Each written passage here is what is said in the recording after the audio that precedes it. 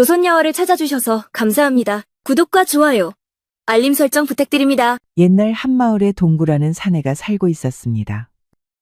동구는 무뚝뚝하고 엄한 마치 호랑이 같은 아버지였습니다. 아들 기동이가 작은 실수라도 할라치면 불호령이 떨어졌습니다.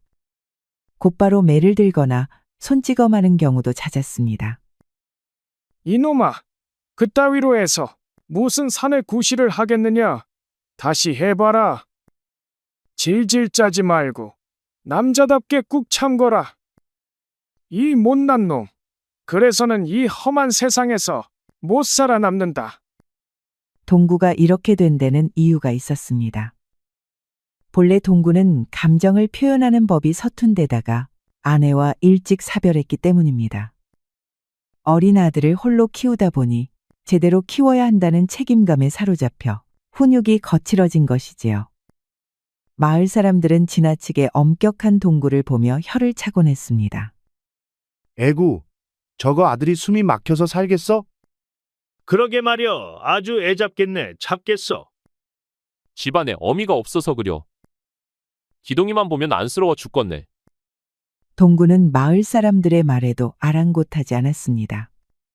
동구가 바라는 것은 오로지 아들 기동이가 자신보다 더 나은 사람이 되는 것이었습니다.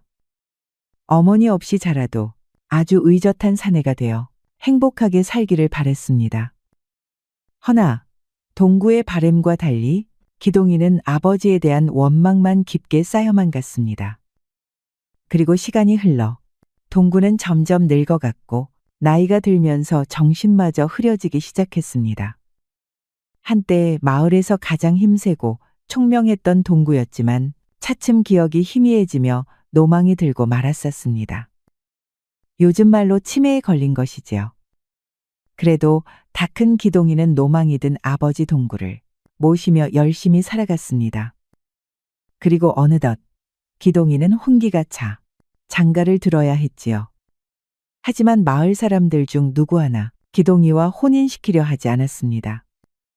집안이 가난한 데다가 늙고 정신마저 흐려진 아버지를 뒷바라지해야 했기 때문입니다. 아무리 혼산말을 넣어도 처가 될 만한 집에서는 고개를 흔들며 거절했습니다. 이에 기동이는 깊은 고민에 빠졌습니다. 그리고 기동이는 기어코 해서는 안 되는 결심을 하고 맙니다. 어느 깊은 밤, 기동이는 아버지를 업고 깊은 산속으로 들어갔습니다. 무섭기만 했던 아버지는 늙고 노쇠하여서 놀라울 정도로 가벼웠습니다. 반면 기동이의 마음속은 죄책감으로 무거웠습니다. 점심은 언제 먹느냐? 밥은 먹었느냐? 아버지, 진지는 이미 잡수셨어요. 그리고 지금은 저녁이에요. 그래? 그럼 장에 나가서 고기나 좀 사오너라. 기동이 좋아하는 양지머리로. 기동이는 순간 멈칫하고 대답하지 못하였습니다. 그리고 씹어 삼키듯 대답하였습니다. 예, 아버지, 이 산 넘고 장 보러 갈게요. 그래, 그놈 기동이는 요즘 공부는 잘하느냐? 책은 좀 보드나? 농부가 뭔 공부입니까? 그리고 저 다 컸어요. 농사 짓고 있지요? 이놈아 공부를 해야지.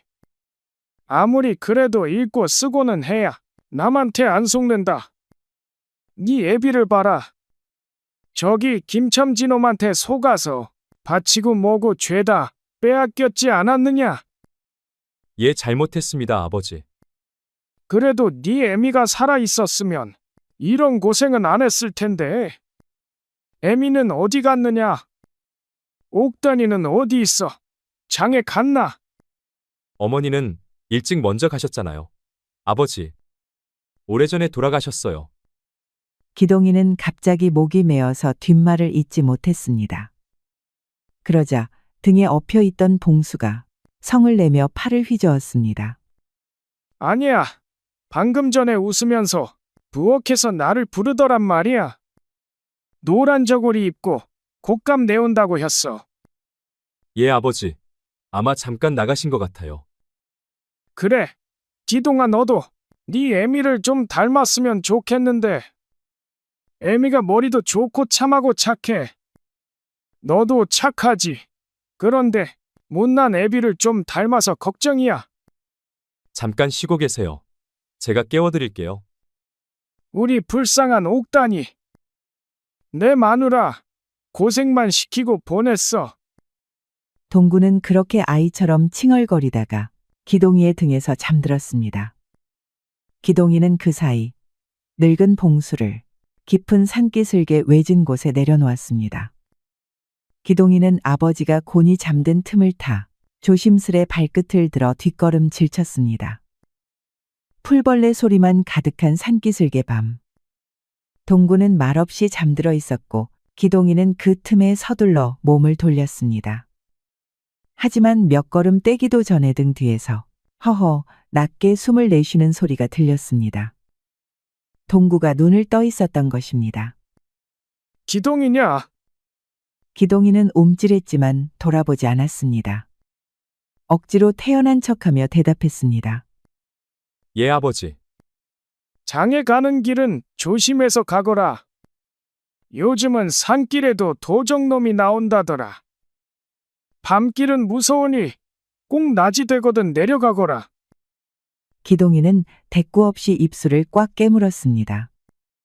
얇은 입술이 하얗게 질렸습니다. 그리고 장에 들르면 그 조밥 말고 좀 찰진 쌀 사오너라. 어렸을 때 너를 잘 먹여야 했는데 그랬으면 이래 야위진 않았을 텐데. 아비가 못나서 늘 그게 마음에 걸린다. 기동이의 눈이 시큰해졌습니다. 가슴 어딘가를 뭉텅 잘라내는 듯한 고통이 밀려왔습니다.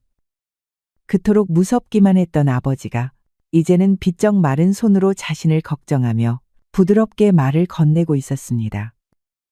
동구는 눈을 감은 채 중얼거렸습니다. 꼭 좋은 계집 만나서 자식 낳고 너만은 나처럼 살지 마라. 알겠지? 기동이의 눈가에 맺힌 눈물이 뺨을 따라 주르륵 흘러내렸습니다. 그토록 원망했던 사람, 인생이 고단했던 모든 이유를 떠넘겼던 그 사람이 지금 이 어두운 산속, 이슬 내리는 돌바닥 위에 홀로 누워 아들을 걱정하고 있었습니다. 기동이는 애써 등을 돌렸습니다. 아버지를 다시 보면 도망치지 못할 것 같았기 때문입니다. 그리고 마른 목소리로 겨우 말을 뱉었습니다. 알아서 할게요. 그 말이 마지막 인사였습니다. 기동이는 더 이상 참지 못하고 마치 무언가에 쫓기듯 산을 뛰어내려갔습니다. 풀숲을 헤치며 멀어지는 그의 뒷모습에 동구는 그저 멍하니 하늘을 올려다본 채 다시 눈을 감고 조용히 누워 있었습니다.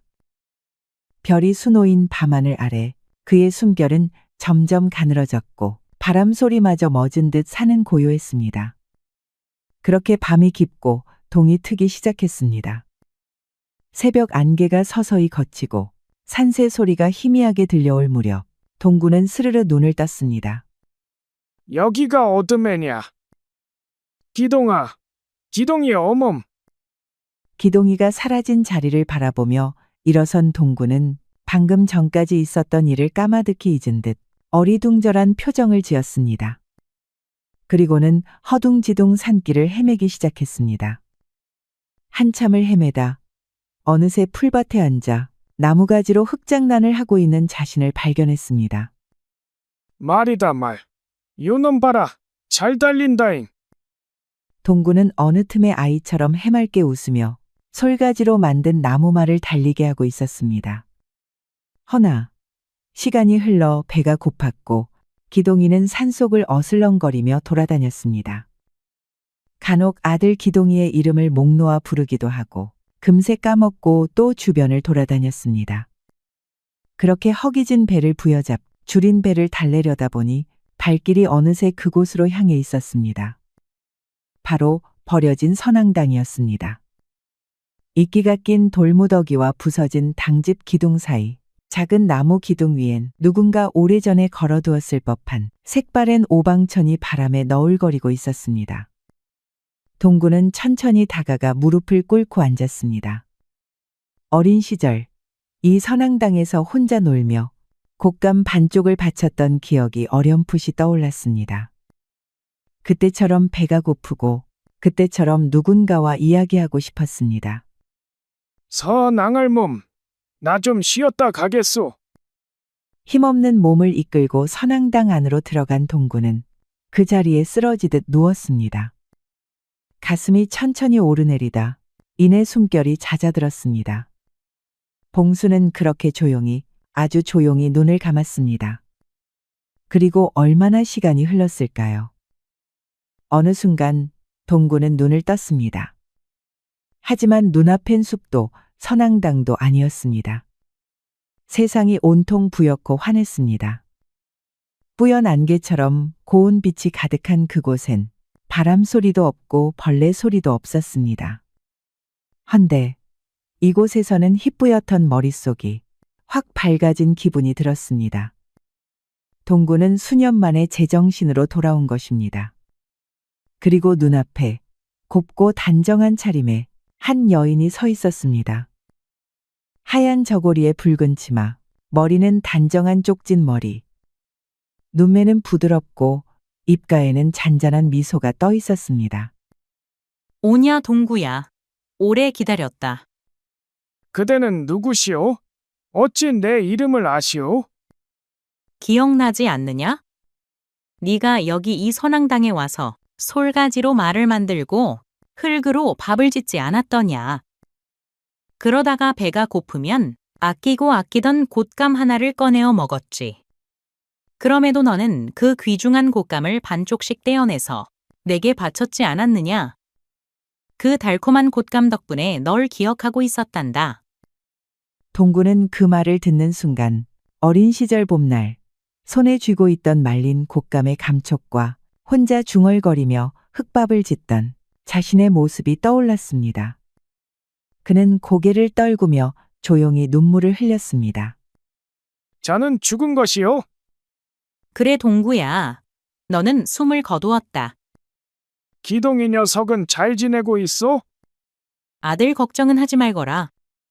그 녀석은 마을로 돌아가서 참한 처자와 잘 결혼하였다. 시간이 벌써 그렇게 흘렀단 말이오? 이곳은 현세의 시간과는 조금 다르게 흐른단다. 벌써 5해는 넘겼지. 그렇구려. 그래도 참 다행이오. 내 탓에 아들내미가 결혼도 못하였거든. 나는 마지막까지 아들 인생의 걸림돌밖에 못 되었구려. 동구는 안심했다는 듯 고개를 끄덕였습니다. 헌데 동구야, 살아 돌아간다면 무엇이 가장 하고 싶으냐? 동구는 천천히 고개를 들었습니다. 그리고 눈가에 고인 눈물을 훔치며 아이처럼 웃으며 말했습니다. 맨날 혼내기만 했던 내 아들. 기동이에게 한 번만이라도 따뜻하게 말해주고 싶소. 나는 좋은 애비가 아니었소. 선앙 씨는 동구의 말에 고개를 끄덕이며 손을 들어 그의 이마를 살며시 짚었습니다. 기특하구나. 그 마음을 이제서야 내어놓았구나. 그러자 갑자기 동구의 몸에서 환한 빛이 일렁이기 시작했습니다. 굽었던 허리는 펴지고 거칠고 주름진 얼굴이 말끔히 젊어졌습니다. 어느새 동구는 그의 20살 무렵 모습으로 다시 서 있었습니다. 어깨는 넓고 허리는 단단했으며 눈빛은 청춘의 힘이 되살아 있었습니다. 봉수는 자신의 몸을 내려다보며 어안이 벙벙해졌습니다. 이게 나요? 진짜 나란 말이오. 선앙 씨는 미소를 지으며 고개를 끄덕였습니다. 이제 다시 가거라. 이번엔 따뜻한 마음으로 살아보거라. 그 말과 함께 눈부신 빛이 동구를 감쌌습니다. 아타는 사이에 봉수는 몸이 부웅 떠올랐고 이내 아래로 추락하는 듯 하다가 끝도 없이 솟구치는 듯 했습니다. 그리고 동구는 눈을 떴습니다. 눈앞에는 산속의 아침 햇살이 번져오기 시작했습니다. 동구는 선앙당 앞에 자그마한 연못 옆에 있었습니다. 맑은 새벽 공기 속 다시 예전 청년 시절 모습의 동구가 숨을 깊게 내쉬었습니다. 동구는 연못가에 비춘 젊어진 자신의 모습을 보며 한참을 멍하니 앉아 있었습니다. 손을 들어 얼굴을 더듬어 보니 주름지고 거칠었던 살결은 온데간데 없고 탄탄하고 팽팽한 젊은 살결이 손끝에 닿았습니다. 이게 도대체 무슨 일이라는 말이냐? 이렇게 젊어졌다니? 동구는 기뻐하며 난리법석을 떨었습니다. 젊어졌을 뿐만 아니라 머릿속에 자욱했던 안개가 말끔하게 걷힌 것 같았습니다. 게다가 온몸에 힘이 넘쳐났습니다. 힘차게 일어선 동구는 옆에 이끼가 잔뜩 낀 바위를 보았습니다. 이를 유심히 보던 봉수는 바위를 두 팔로 껴안아 보았습니다. 그리고 배에 힘을 잔뜩 주고 힘껏 바위를 들어보았습니다. 그런데 그 바위가 번쩍 들리는 겁니다. 있을 수 없는 일이었습니다. 젊을 적의 동구가 힘이 장사이기는 했어도 이런 바위를 들어 올리지는 못했습니다. 동구는 바위를 내려놓고 생겨난 괴력에 놀라워했습니다. 선왕신님이 내게 큰 복을 내려주셨구나. 동구는 꿈처럼 느껴졌던 기억을 되짚으며 중얼거렸습니다. 그리고 선왕당에 다시금 절을 하며 감사 인사를 올렸습니다. 동구는 무릎을 꿇고 이마를 땅에 붙인 채 한참을 선왕당 앞에 엎드려 있었습니다. 입을 꾹 다문 채 몇 번이고 숨을 들이마시고 내쉬다 보니 이내 마음도 조금 차분해졌습니다. 그래, 이 몸 다시 얻은 목숨이니 내 아들놈 기동이 그놈한테라도 조금은 보탬이 되어야지. 동구는 천천히 몸을 일으켜 옷깃을 여미고 산 아래로 발걸음을 옮겼습니다. 발걸음은 가벼웠지만 마음 한켠은 여전히 무거웠습니다. 어떻게 아들을 대해야 할지, 어떻게 다가가야 할지 막막했습니다. 자신을 버렸던 그날의 기억도 생생했지만 이상하게도 동구는 기동이가 밉지 않았습니다. 오히려 그런 선택을 하게 만든 자신이 더 미웠습니다. 그래서 봉수는 하나뿐인 아들인 기동이에게 조금이라도 도움을 보태고 싶었습니다. 그렇게 동구는 산을 내려와서 마을 언저리에 도착하였습니다. 마을 사람들은 젊어진 동구를 전혀 알아보지 못했습니다. 아무렴 늙은 노인네가 갑자기 젊어진 것을 누가 상상이나 했겠습니까? 게다가 동구가 선왕당에서 다시 태어난 지 시간이 얼마나 흘렀는지도 몰랐습니다. 선왕신이 이르기를 기동이는 참한 처자와 결혼까지 하였다고 했지요. 그런데 지나가던 아낙네들이 동구를 힐끔거리며 수군댔습니다. 저 청년 어디서 왔대요? 거짓골인데 생긴 건 참 잘생겼네. 허리도 튼실하고 키도 훤칠하니 어디 옆마을에서 왔나? 아이고매 어디 우리 집에서 밥이라도 먹이고 잠이라도 재워주고 싶구만. 동구는 시선을 피하며 기동이를 찾기 위해 살던 집으로 향했습니다. 그러다가 저 멀리 기동이의 모습이 보였습니다. 기동이의 눈가에는 주름살이 조금 더 늘었습니다. 지금은 오히려 동구가 더 젊어 보일 정도였습니다. 동구는 반가운 마음에 선뜻 다가가려다가 발걸음을 멈추었습니다. 가서 뭐라고 설명한단 말입니까? 그리고 기동이는 동구를 반기지 않을지도 몰랐습니다. 동구는 마음이 무거워졌습니다. 어쩌면 동구는 기동이의 인생에 끼어들지 않는 것이 나을지도 몰랐습니다. 그런데 그런 무거운 동구의 마음과 달리 눈치 없이 뱃속에서 꼬르륵거리는 소리가 났습니다. 그러고 보니 아주 미친 듯이 배가 고픈 것입니다. 동구는 일단 끼니부터 해결하고 앞으로의 삶을 고민하기로 했습니다. 동구는 곧장 주막으로 향했습니다. 허나 지금 동구는 한 푼도 없는 빈털털이었습니다. 게다가 행색은 완전히 거짓골이었습니다.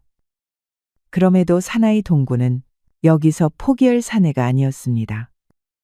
이보시오, 주모. 염치 없으나 밥 한 술만 부탁드리겠소. 지금 가진 건 없으나 밥 먹고 일로 갚겠습니다. 주모는 동구를 위아래로 훑어보았습니다. 생긴 것은 멀끔한 청년이 배가 고프다고 국어를 하니 이상하게 보였지요. 허나 다행히 주모는 매몰차게 동구를 쫓아내지는 않았습니다. 그려, 이렇게 정중히 부탁하는데 내칠 수는 없지. 그리 급하면 밥부터 드시게. 먹고 나서 내 빼지나 말게나. 그럼요. 저는 그런 막대어 먹은 놈은 아닙니다. 주모는 가마솥에서 끓이던 국과 고기 몇 점을 떠서 찬밥에 가득 부었습니다. 그리고는 동구가 앉은 탁자에 턱하니 올려놓았습니다. 주모는 마음씨가 착할 뿐만 아니라 통도 컸습니다. 동구는 꾸벅 고개를 숙여 감사 인사를 하고 곧바로 밥을 입에 밀어 넣었습니다.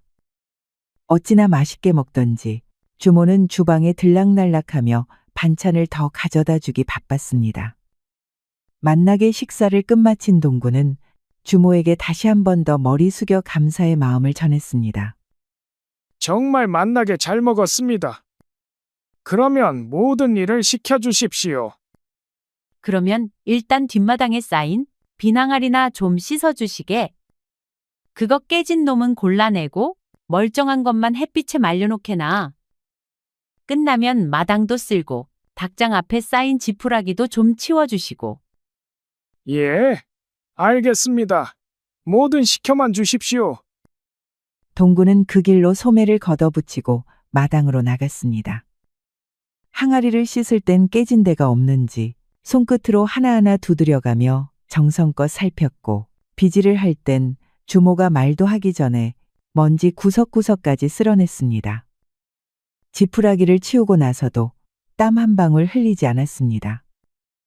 주모는 안에서 그 모습을 슬쩍 보다가 중얼거렸습니다. 저 청년, 보통 성실한 게 아니네. 그러더니 이내 뒷마당으로 얼굴을 내밀며 말했습니다. 자자, 일꾼 양반. 이제 마지막으로 장작 좀 패주시게. 그거 패면 오늘 일은 그만해도 되니께. 얼마나 패면 되겠습니까? 저기 쌓인 것만 패주면 돼. 대충 반나절은 걸릴 테니 천천히 하시게. 그러나 동구는 천천히 하라는 말도 듣지 않은 듯 벌써 도끼를 움켜쥐고 있었습니다. 그리고는 굵은 통나무를 하나 쿵 내려놓더니 온몸을 비틀어 힘껏 도끼를 내리쳤습니다. 도끼는 나무 속을 찢듯이 들어갔고 단숨에 통나무가 두 동강 났습니다. 주모는 깜짝 놀라 눈을 휘둥그레 뜨고 말았습니다. 어이쿠야, 저게 무슨 소리람? 벼락 떨어지는 줄 알았네. 얻어맞은 나무들은 얄짤없이 쩍쩍 갈라졌습니다. 동구는 도끼를 한 번도 허치지 않았고 팔은 줄곧 일정한 속도로 움직였습니다. 그 모습은 마치 나무들이 알아서 갈라지는 듯 보일 지경이었습니다. 어느새 마당에는 깔끔하게 정리된 장작 더미가 높게 쌓였습니다.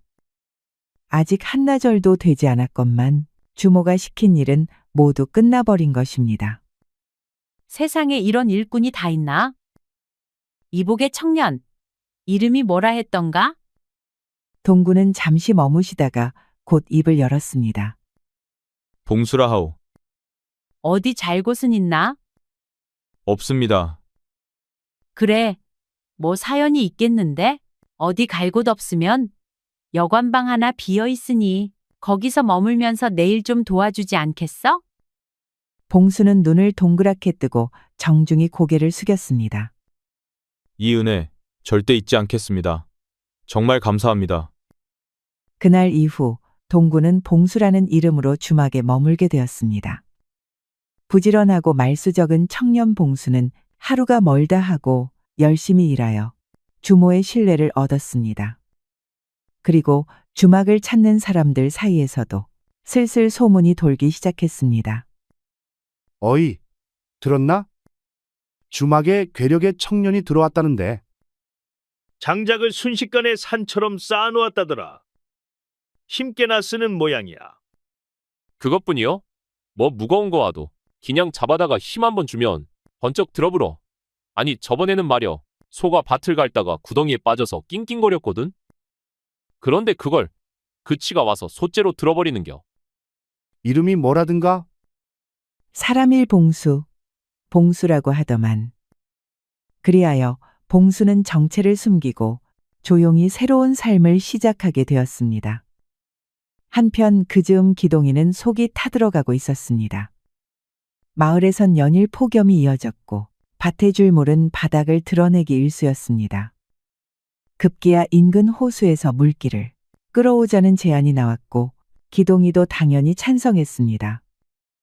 하지만 그 물길이 이웃 마을을 지나쳐야 한다는 게 문제였습니다. 이웃 마을은 들끓듯이 반발했습니다. 뭐야? 지들 밭에 물 준다고? 우리 물길을 막 열겠다고? 어림없지. 우리도 요즘 물이 귀한데 지들이 우리 물을 다 쓸 셈이요? 그러더니 이웃 마을과의 말다툼은 곧 주먹질로 번졌고 양쪽 청년들 사이엔 패싸움까지 벌어졌습니다. 서로 눈과 이마가 터지고 팔다리가 부러지는 등 아주 양쪽 마을이 병자촌으로 변해버렸습니다. 급기야 사또가 끼어들어서 중재에 나서야 했지요. 이놈들아, 그렇게 싸움질만 해서야 되겠느냐? 양쪽 다 죽자고 덤비는 꼴이지 않느냐? 그만두라고 줄다리기로 승부를 보도록 하거라. 3번 시합하여 2번 이긴 마을이 물기를 쓰는 걸로 하겠다. 내가 직접 지켜볼 테니 그 누구도 시비 걸지 말거라. 진 쪽은 깨끗이 승복하도록 하여라. 마을 사람들은 울며 겨자 먹기로 제안을 받아들였습니다. 그리하여 마침내 첫 줄다리기 시합날이 도래했습니다. 양쪽 마을의 청년들이 결집하고 북과 증이 울려 퍼지는 가운데 기동이도 손에 동아줄을 감으며 숨을 골랐습니다. 하지만 이웃 마을에서 생전 처음 보는 사내가 있었습니다. 웬 덩치 두어 사람은 합친 듯한 장정이 있는 겁니다. 양팔뚝은 근육으로 불끈거렸고 소처럼 콧김을 씩씩 뿜고 있는 것이 보기만 해도 기가 팍 죽어버렸습니다. 허나 줄다리기 시합은 이미 시작되었습니다. 기동인의 마을 청년들은 힘껏 줄을 잡아당겼습니다. 그런데 웬걸? 아주 꼼짝도 하지 않는 겁니다. 보니까 맨 앞에 선 장정은 태연한 표정으로 기동인의 사람들을 바라보고 있었습니다. 그리고 피식하고 웃더니 단번에 줄을 잡아당겼습니다. 그러자 기동인의 마을 사람들이 고구마 줄기 뽑히듯 단숨에 와르르 무너지지 뭡니까? 이게 뭐요? 저기 저 사람은 생전 처음 보는 양반인데 저쪽 마을 사람 맞는 거요? 옳소. 이거 반칙 아니오? 화가 난 기동인의 사람들은 사또에게 항의를 하였습니다. 허나 사또는 엄숙한 표정으로 고개를 저었습니다. 패배하였으면 결과에 승복하라. 사또가 이렇게 결단을 내리니 기동인의 사람들은 아무 말도 하지 못하였습니다. 그렇게 다들 풀이 죽어서 돌아가야 했지요. 그리고 이웃 마을의 그 장사의 정체를 알게 되었는데요. 정말이지 들어도 어처구니가 없지 뭡니까? 한양에서 이름난 천하장사란다. 이웃 마을에 팔촌 친척이 있다더만. 그러니 자기네 마을 사람이 아니고 뭐냐고 하던데. 그게 말이 되냐? 저건 사기 아니냐? 소용없어. 원님이 문제없다고 하시니 우리 같은 놈들이 뭘 할 수 있겠어. 그렇게 기동이와 마을 청년들은 축 늘어진 어깨로 우물가에 앉아 입맛만 다실 뿐이었습니다. 그때 청년 하나가 투덜거리며 말했습니다. 아니, 우리도 뭐 저 이웃마을처럼 어디 천하장사 하나 끌어와야 되는 거 아니오? 끌어오긴 뭘 끌어와. 우리 동네에 그런 사람 어디 있다고? 아, 있지. 그 뭐냐, 주막에 새로 들어온 그 청년. 이름이 봉수였나? 봉수? 그 장작 패던 친구 말이지? 그 친구 진짜 힘 장사더라고. 그래, 그 친구라면 혹시나 정말 가능할지도 모르겠어. 기동이는 곧장 주막으로 향했습니다. 주막 뒤뜰에 나무찜을 옮기고 있던 봉수는 문득 고개를 들었습니다. 그리고 그 앞에 선 사람, 바로 기동이었습니다. 아들의 얼굴을 본 봉수는 순간 숨이 멎는 듯 했습니다.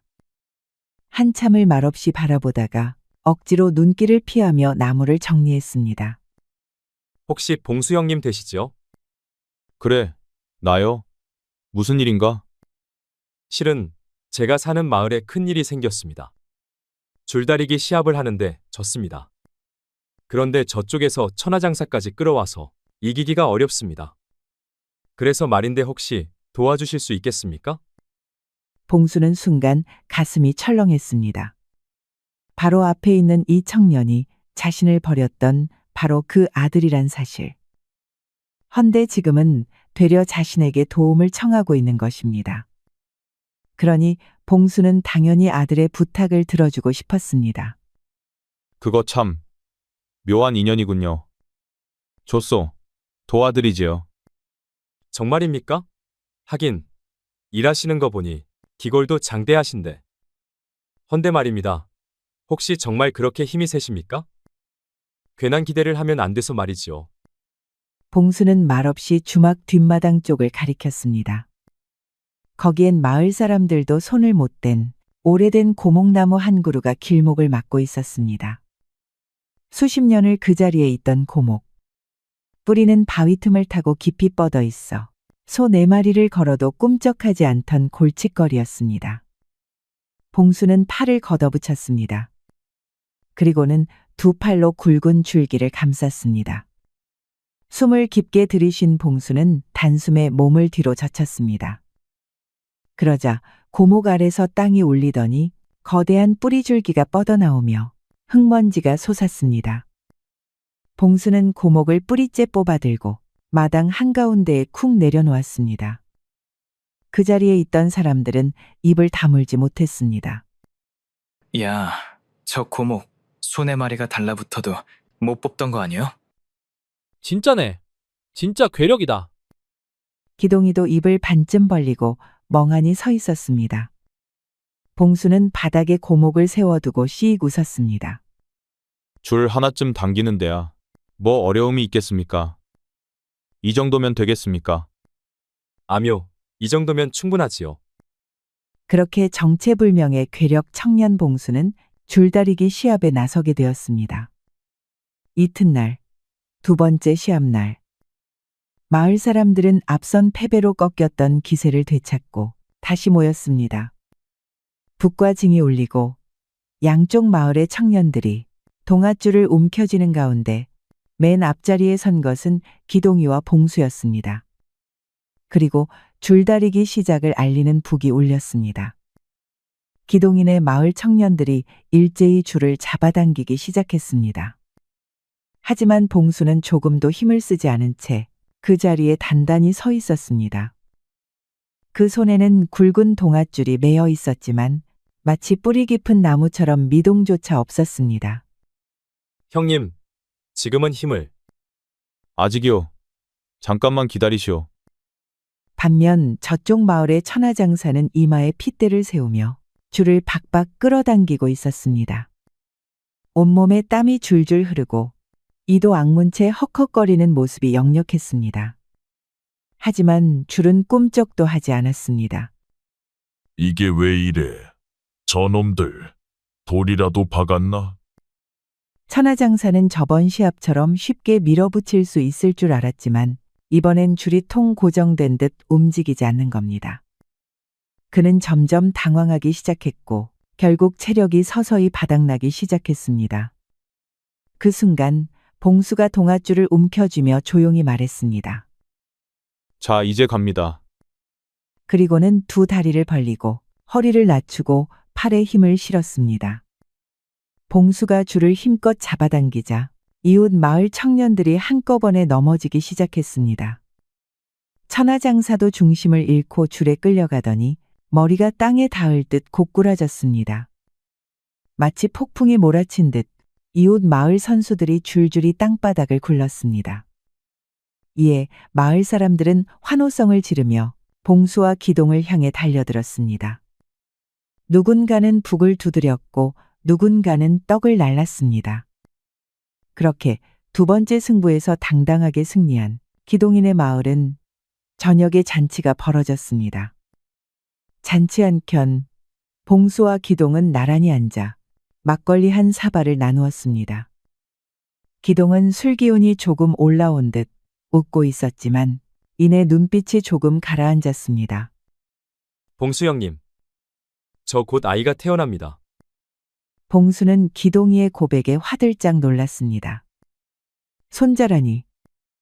결코 손자를 보지 못할 것이라 생각하였는데 말입니다. 그게 정말이더냐? 아이고, 축하드릴 일이로구나. 근데 자꾸 걱정이 됩니다. 과연 제가 그 아이에게 좋은 아버지가 될 수 있을까요? 왜 그런 말씀을 하느냐? 당연히 좋은 아비가 되지. 아니요, 저는 천하의 몹쓸 놈입니다. 저는 결코 좋은 놈이 아닙니다요. 기동이는 그러면서 닭똥 같은 눈물을 흘러냈습니다. 어찌나 서럽게 우는지 다른 이들은 무슨 일이냐고 물을 정도였지요. 이에 봉수는 기동이가 많이 취한 것 같다며 얼버무리고 사람들을 물러냈습니다. 그리고 기동이를 번쩍 들어 업고 방에 눕혀주었답니다. 기동아, 너는 네 애비 같은 못난 애비가 아니다. 그러니 너무 마음 쓰지 말거라. 봉수는 잠든 기동이에게 그렇게 말해주었습니다. 그러자 기분 탓인지 모르겠지만 기동이는 한결 편해진 표정으로 깊게 잠에 들었습니다. 한편 그날 밤 이웃 마을의 사내 몇이 주막 뒷마당으로 몰래 찾아왔습니다. 고요한 달빛 아래 봉수는 장작더미에 앉아 조용히 막걸리 한 사발을 들고 있었지요. 저 봉수 형님이시오? 뉘신데 이 늦은 밤에 찾아왔소?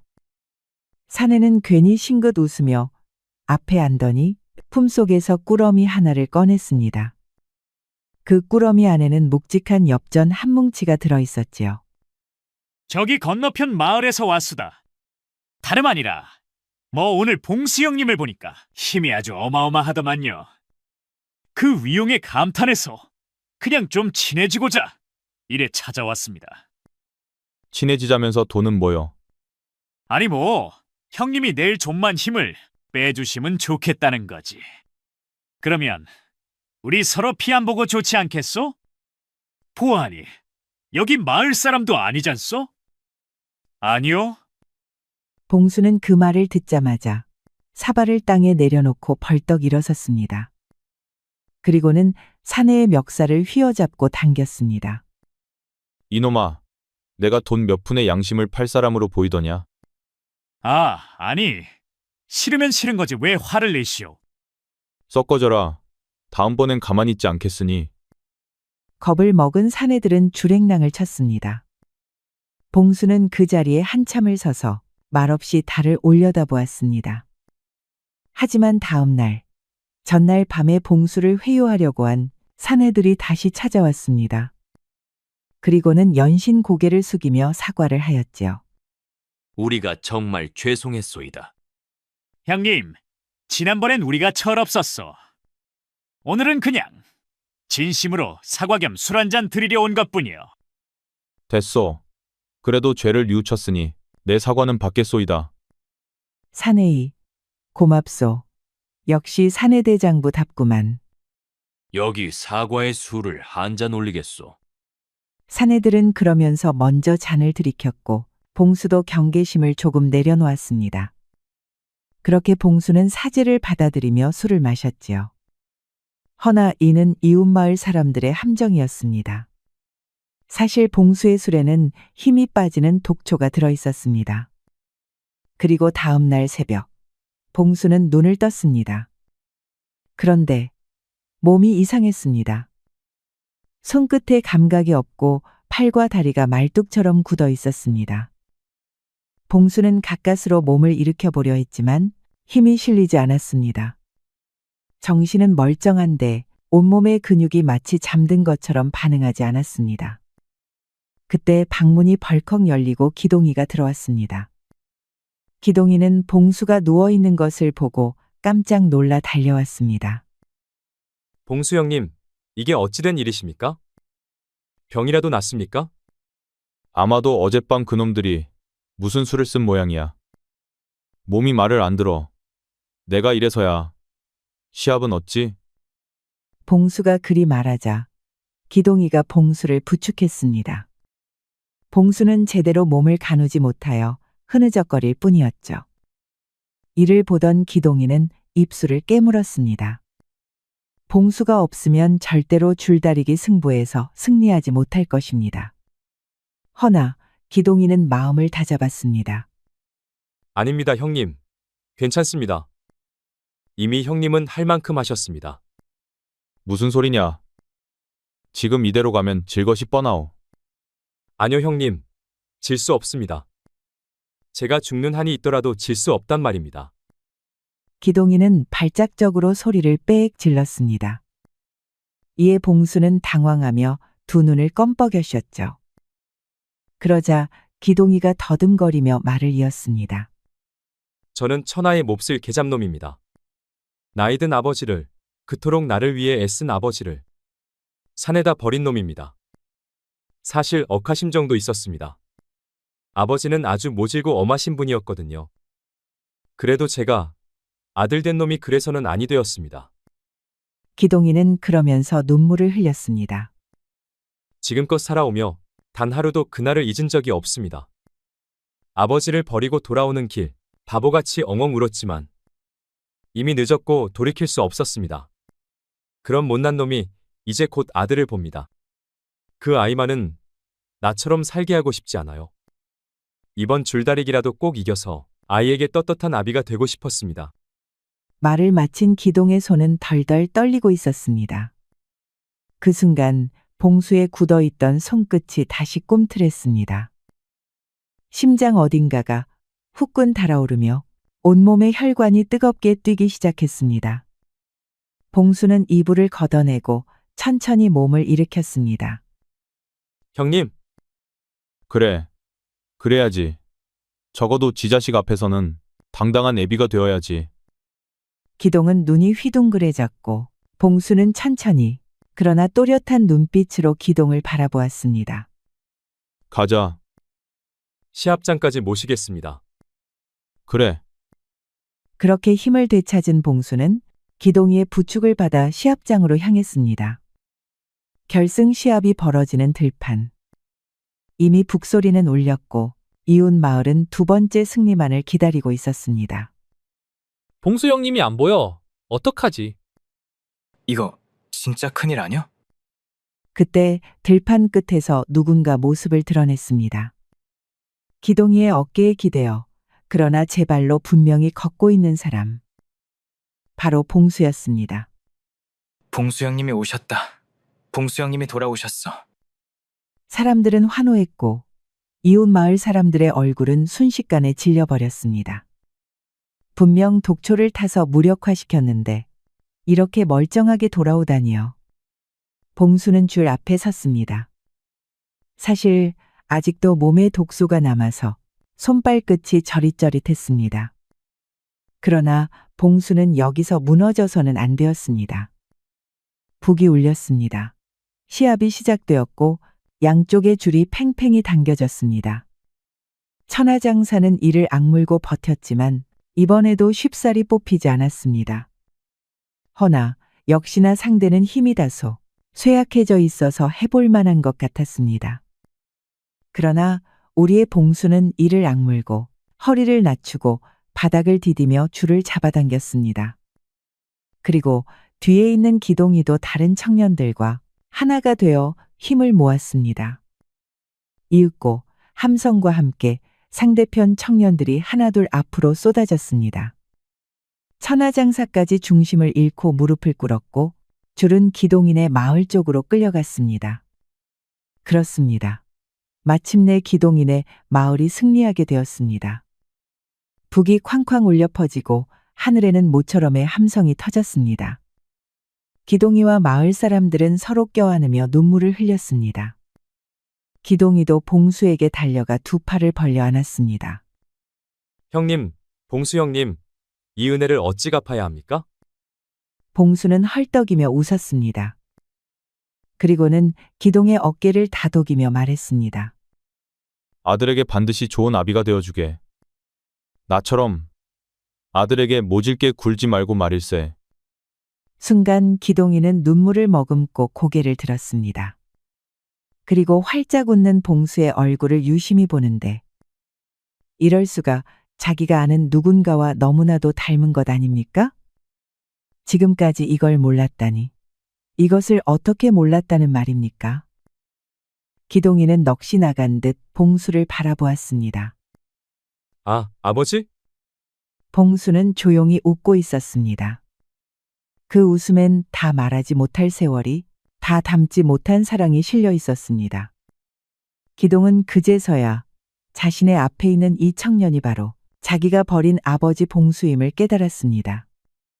허나 봉수는 이미 군중들 속으로 천천히 걸어 들어가고 있었습니다. 그 뒷모습은 결코 늙은이가 아니었습니다. 기골이 장대하고 발걸음이 힘찼으며 허리는 꼿꼿했습니다. 아버지, 아버지요. 기동이는 필사적으로 그 이름을 외쳤습니다. 하지만 군중들 속으로 스며든 봉수는 단 한 번도 뒤돌아보지 않았습니다. 그 뒷모습은 마치 지난 세월을 모두 내려놓고 이제 막 새로운 삶을 향해 걸어나가는 듯 당당했습니다. 그날 이후 봉수는 마을에서 모습을 감추었습니다. 누군가는 장터에서 그의 모습을 보았다고 했고, 누군가는 험한 산골에서, 외딴 바닷가에서, 심지어는 도적들을 혼내주었다는 이야기도 전해졌습니다. 사람들은 그를 괴력의 장사, 봉수라 불렀고, 이 마을 저 마을을 떠돌며 힘없는 이들을 도와주는 협객으로 추앙했습니다. 그리고 기동이는 마침내 떡두꺼비 같은 아들을 보았습니다. 그리고 아버지의 마지막 말처럼 아들에게는 누구보다 다정한 아버지가 되었습니다. 아이는 무럭무럭 자랐고 기동이의 가정은 항상 화목하고 행복했습니다. 그리고 가끔씩 기동이는 밤하늘의 별을 올려다보며 말없이 웃곤 했습니다. 그 웃음 속에는 더 이상 원망도 미련도 없었습니다. 그저 그날 줄다리 기장에서 홀연히 나타나 마을을 구해준 영웅인 청년 아버지의 미소가 아련히 떠오를 뿐이었습니다. 효경에서는 입신행도 양명어웃에 이현부모라는 말이 있습니다. 몸을 세우고 도를 행하여 이름을 후세에 드날려 부모를 영화롭게 한다는 의미로 부모에 대한 최고의 효는 자신이 훌륭하게 되는 것이지요. 기동이도 아버지에 대한 불효를 마침내 용서받고 훌륭한 사내로 거듭나 자신의 아들에게도 그 진정한 효의 의미를 전하게 되었습니다. 우리 이야기가 여러분들에게 조금이나마 재미를 선사할 수 있기를 바랍니다. 다른 재미있는 영상도 많으니 즐겁게 봐주세요. 그럼 여러분 모두 행복하고 즐거운 시간 되세요. 우리 이야기가 여러분들에게 조금이나마 재미를 선사할 수 있기를 바랍니다. 다른 재미있는 영상도 많으니 즐겁게 봐주세요. 그럼 여러분 모두 행복하고 즐거운 시간 되세요.